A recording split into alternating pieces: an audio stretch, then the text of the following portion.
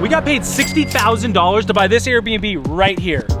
Well, not exactly, but today we're gonna show you how we did a cash out refi to pull out all of our money, the timeline, design, and how much it cash flows every month, and exactly how you can do the same. Stay tuned. So you might be wondering, what is a cash out refi? Well, I'm gonna use this property to explain it exactly. We purchased this house for $280,000. We came in, put $60,000 renovating this entire property. Once we did that, we went back to the bank and we showed them, said, hey, we renovated this entire property, give us a new value. They then valued the property at $500,000. They were willing to give us an 80% loan on that new value, which put us at a new loan of $400,000. If you remember, we're all into this property $340,000. That means we were able to pull out $60,000. You wanna know the best part? This is tax-free money. By tax-free, I mean you pay $0 in income tax on that $60,000. Let's dive into the cash flow. So this front house here is actually an Airbnb, which on a monthly basis averages about $5,700 every single month. Keep in mind, that is the gross profit. We have cleaning fees, which add up to about $1,000 every single month. We pay for supplies, which adds up to about another $200 a month, and utilities, which on average is about $450. The net income on this Airbnb before debt service is $4,050. Our debt service on this property is $2,500, which means we are cash flowing $1,550 on this Airbnb. Here's the kicker. This property actually has a detached guest house in the backyard. We decided to separate the two. We put up a retaining wall separating the Airbnb and the detached guest house,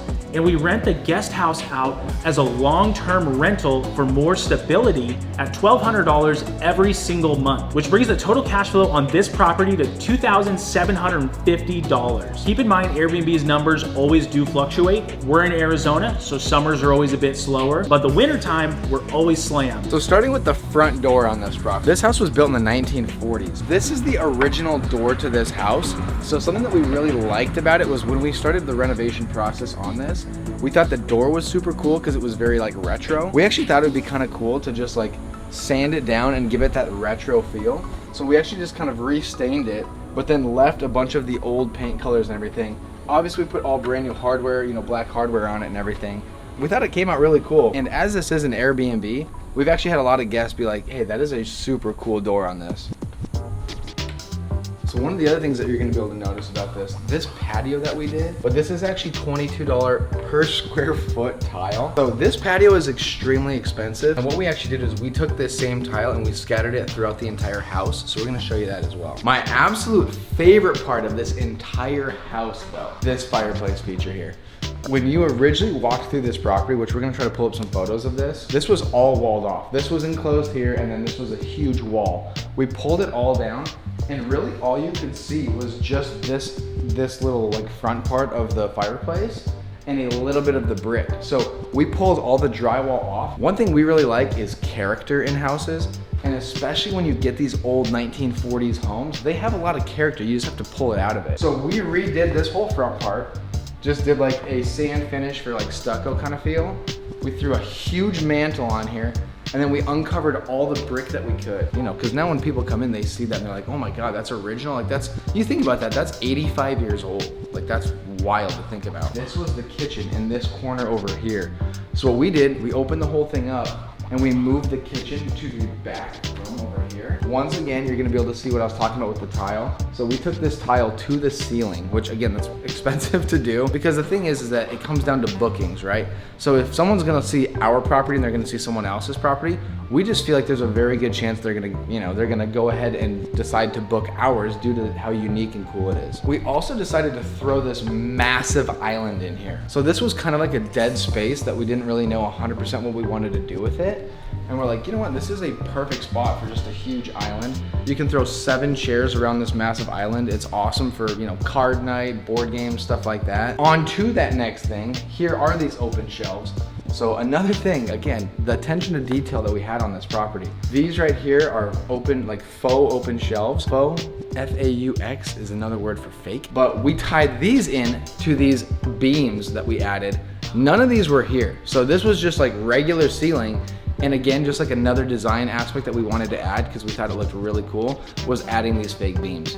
So we tied these in, so these are the exact same color as these beams.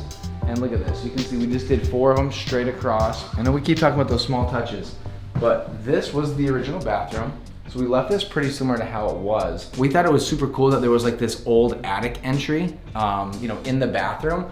And it was still kind of like retro feel. So we were like, you know what, let's go ahead and keep that and just paint it and actually make it like, you know, almost like another just like talking point where it's like, you're sitting down, you know, you're going pee or maybe you're taking a dump.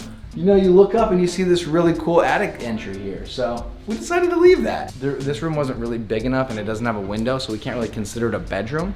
So basically what we did was we made it like an office, but we threw a futon in here that folds out to be a full queen.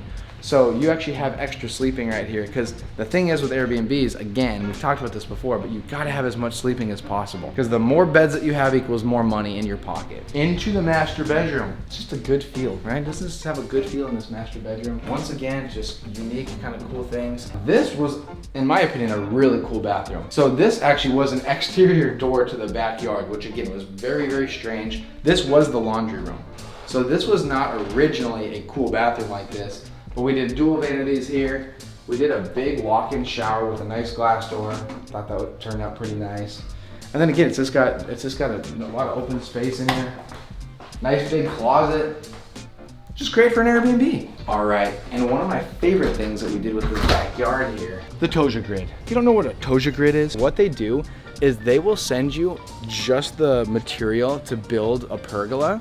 You can make it as tall as you want, as short as you want. You can make it like, you know, they're super, super customizable, because all you're responsible to buy is just going to a lumber store, Home Depot, Lowe's, something like that, Foxworth, Galbraith, and then literally just buying the lumber. They have all of the hardware for you.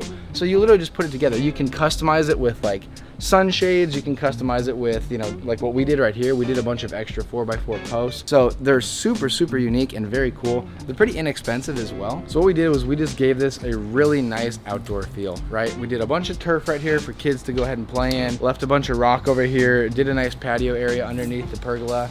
So again, you just want to kind of have like the basic necessities for an Airbnb of someone to be able to stay here and just say, you know what, I want to have a nice place to sit in the shade, just be able to relax. So I like it. I think we did a great job here.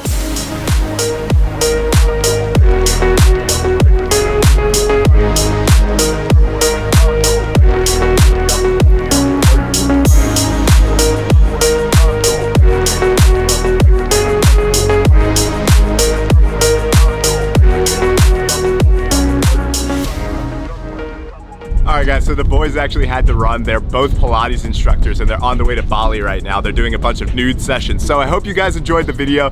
Make sure to give it a big thumbs up. Comment down below what you want to see next. And also, like we've been talking about, this new free community is coming your way. We're gonna have a bunch of things that are in there exclusive to the community, like how to get your first rental properties, list of all the amenities and necessities that you need to buy rentals, do flips, all that good stuff. I don't even know what I'm saying anymore. So we'll see you next time. Peace.